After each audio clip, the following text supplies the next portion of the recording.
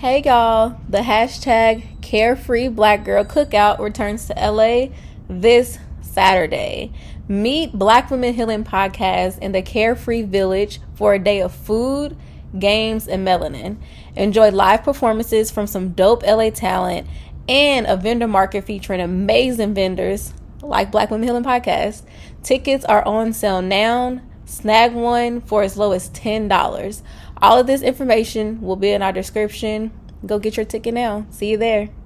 Black woman, it's time to heal and feel, be real. You just gotta take your time, unwind and chill. Cause now it's time to love yourself. Build emotional and mental health. Cause black woman, it's time to heal and feel, be real.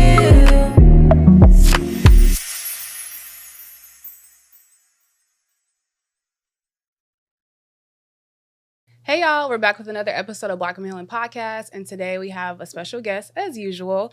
I'm going to go ahead and bring us in and introduce our guest.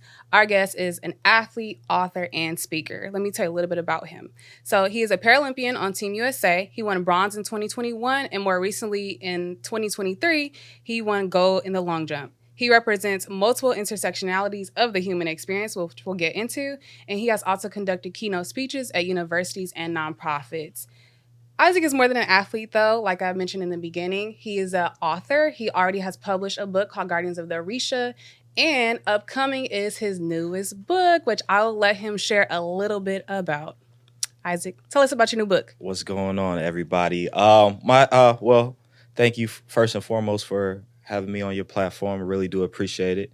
My first book was Guardians of Orisha, but my most recent book that's coming out on Friday, July 26th, it's titled Maya's Marvelous Day at the Games. Woo, woo, yeah. This book was inspired by the relationship between our daughter and myself. As y'all probably don't know, I don't know if y'all do know, but Myra she say everything other than the fact that I'm her boyfriend. Shit, her baby daddy. I knew he was going to get into it. So I was like, let me just see how this goes. This is his third time on the podcast, by the way. And I highly suggest y'all go to check out his older episodes. Like I've been mentioning on the story, trying to push those older episodes. So that way you have a background of who Isaac is. I did not mention I'm his partner because we're focused on his work, not us. So go ahead. For sure.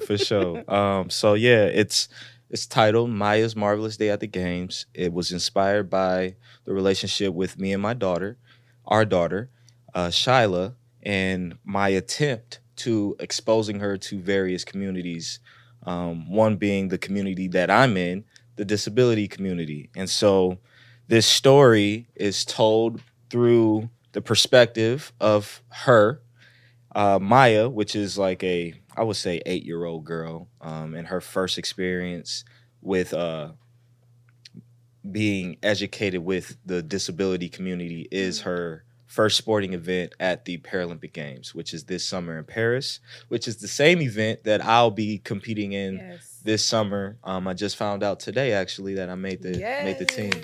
Yeah. Come on now, Isaac. There you go.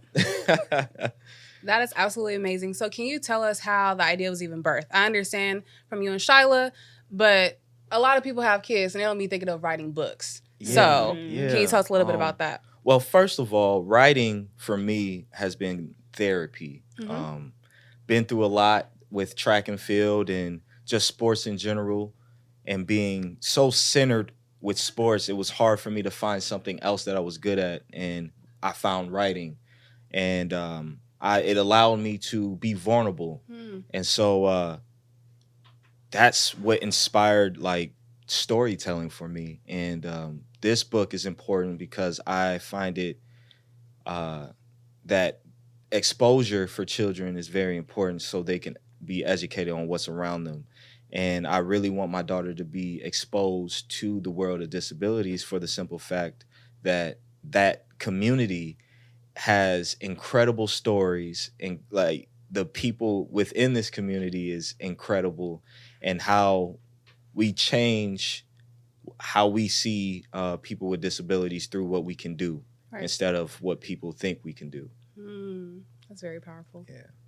Definitely. Yeah, no, I love the fact too that, because this is Isaac's second book, like you bringing these different stories as well about, like, I mean, this is your daughter, a Black young girl, right? And your other story was also about Black women, right? And so I love this piece too that you are bringing up of just like from a Black male and father-daughter perspective, and this now she gets to see this. And she gets to see a Black young child on a cover of a book, which a lot of times you do not get to see. Right. So, I mean, one, that's just really affirmation. But I guess what I want to ask you is, like, what is your hope of, let's say, in 5 years, right? Because Shyla's still a little one. In 5 years, when she reads this book and sees it again, because she's already seen it. Right. What is your hope of that she thinks of with this book? Well, my hope, not only just for Shyla, but for anybody that's going to pick up and read it, I want people to understand that they can be their own superhero. And there's power beneath the challenges that we face. And once we get through those challenges, we can feel that power. We can understand our power. So when we go through other challenges, we can understand that, well, if I went through this, I know I can go through that and get through it. So just understanding that, you know, you can do anything if you believe in yourself and keep dreaming. Yes. I love that. And as Donika was reflecting with the other book being about Black women, why do you think that it's important for you to create books that are focused around Black women, Black girls, right? Because your past book, you could have wrote it about 3 Black men, but even seeing you continuously write about Black women is so inspiring because it makes me think about how we're not censored that much, especially as a superhero. No, that doesn't oftentimes happen. Usually, like, we're over-sexualized, or at least it's something being like flirty with another man, or it brings men in some type of way. But if you read the book, The Guardians of Orisha, it's centered around these women and them coming together to do something. Same thing with Maya. It's centered around her experience and her learning. So tell me a little bit about just your inspiration in writing about women. Yeah, so for all the writings that I've wrote are centered around rewriting the narrative on how people portray or see individuals that I'm writing about. So for this book, Maya's Marvelous Day at the Games, I'm trying to rewrite the narrative on how people view individuals with disabilities. For Guardians of Orisha, I just simply wanted, one, knowing that I have a daughter, I know that representation is important. And I know I spoke about exposure. Well, I want to expose my daughter to a positive representation of what women are. And I feel like today's society, women of color aren't depicted in the light that I wish they were.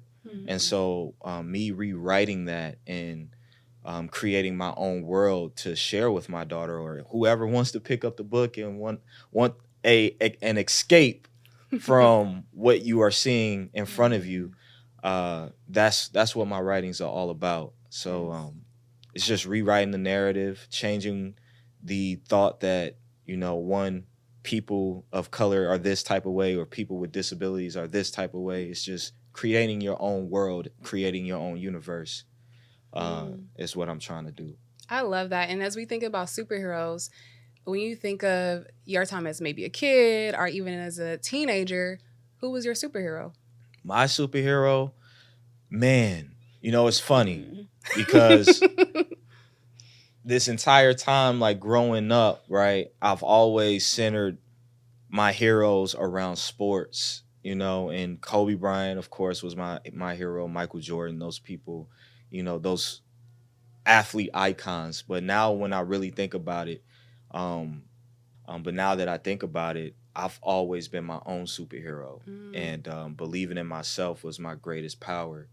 And I realized that once I became an adult, when that belief was taken away from me because of my environment, and rediscovering my confidence and rediscovering that belief in myself made me realize that that child version of me was that superhero. And I just became that all over again, even stronger now, due to the stuff that I've been through.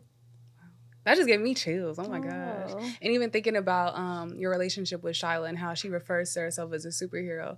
And it was funny. She does. And it was funny because Isaac was out of town this weekend, And I was struggling to do something. I can't think of what it was. And she kept saying, Mommy, you're a superhero. And I was like, what? And then she was like, Mommy, you're a superhero. And I was like, oh, she got that from Isaac. But at first I was like, girl, what are you talking about? And she was like repeating it, like why aren't you understanding? Wow. You're a superhero. And so I had asked her, like, why are you saying that? And she was like, you could do it. And I think I was like putting away dishes or something. But I like grabbed, knowing me, I grab too many things. I try to do multiple things at one time. And she was basically trying to tell me, like, girl, yes, you could do it, but like pause and do it. And I feel like that is so powerful, how we help kids create this language and how it's going to evolve as she gets older. Something my mom used to always tell me was, you don't walk with your head down because your crown's going to fall off your head. And I was like, girl, what? But now I get it. Like, you have to walk with your head high. But going back to the superhero thing with Shyla, that girl swears she's a superhero. Every time she goes to do something hard, she says, I'm a superhero, which she is. I love. She is. Yes. She is. It's in her DNA from her dad, sure. from her mom. Sure. That's really amazing. Yeah. Wow. Yeah. She's even, and then she's so little, but she's even encouraging you. She is. So imagine her when she goes to school and is around her little friends, or she be doing that now. She does. To this day. Like, Shyla is so aware. When it comes to people, she takes her time. You know what I'm saying? And just connecting with other kids, even kids that probably aren't as advanced as she is, or even younger than she is. She always comes in with this sense of understanding. Yes. And how to deal. She's still learning, but like, I'm impressed with how she interacts with people. Yes. Oh, yeah. Shout out to the parents. Because look, listen, come on. That's God right there. That you know, we can do a lot, but God gave us that blessing, man. Right. And I think it's a reminder, like when she said that simple phrase of just how you think about navigating like your life, right? Because after she said that to me, it was like this feeling came over me of like, girl, you can do what you're doing, but you got to do it a different way. And you literally have a 2-year-old reminding you to do that. And that made me literally pause. So, gotta love it. We all superheroes. Definitely. I think, Isaac, is there anything else you want to say before we wrap up? Let's see. Go out there and get the book. You know, Maya's Marvelous Day at the Game. I'm telling you, it's the first of many that's going to be on the way. It's definitely a series. But it's going to be a series. Yeah, it's a series. Oh yeah. Yeah, I already have multiple books in the chamber right now. So I love that. You know, if you want to start with that one, get your toes wet, and then dive in once the rest come out. But Maya's Marvelous Day at the Games comes out July 26th. So make sure you get your copy.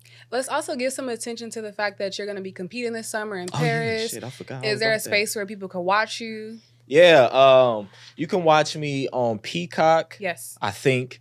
I'm not good at telling people where to watch me at, I swear. So I can actually guide you guys. So if you log into Peacock, they've done a whole special right now that's going to continue all throughout the summer. It literally is like a big thing that pops out at you that'll say Olympic and Paralympic upcoming highlights or something like that. So when you click that, it has different clips that you can watch that have already happened, but then it also has a click to watch it live. And I will highly suggest you just go in there and check it out too, because it's just dope to check it out. So I will highly suggest that. Yeah, and follow me on IJP_IM1 on Instagram.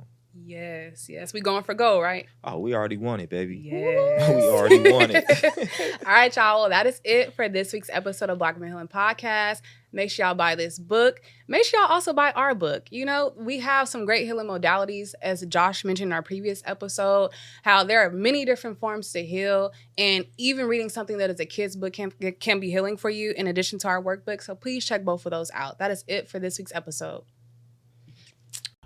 Can y'all believe that Black Women Healing Podcast has been operating for 5 years? Yes, you heard me, 5 years. So y'all know we have to do something big to celebrate our 5th year anniversary. And so we're going to have a whole event in Compton, California, September 21st, which is a Saturday, from 2 p.m. to 6 p.m. The theme, you all, is Backyard Boogie. We're talking like, you know, barbecue, backyard games, spray paint tees, come out of your 90s. We're going to have a good time. More information to come, but go ahead and sign up in the link in our description. We want to know how many of y'all are coming, because there will be a cap off. So you better get your tickets ASAP, because y'all, we are going to celebrate big. 5 years is wild. So Hope to see you all there.